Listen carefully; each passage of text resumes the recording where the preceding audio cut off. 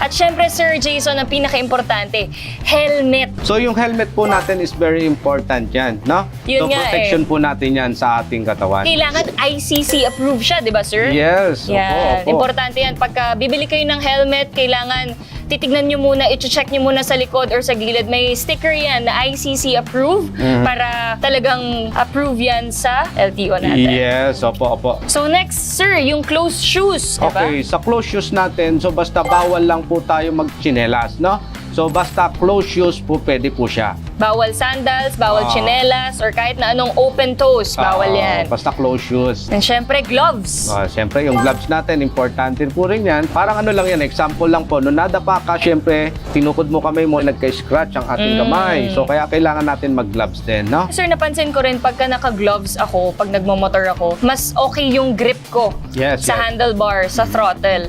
Mas okay yung grip ko kesa sa wala.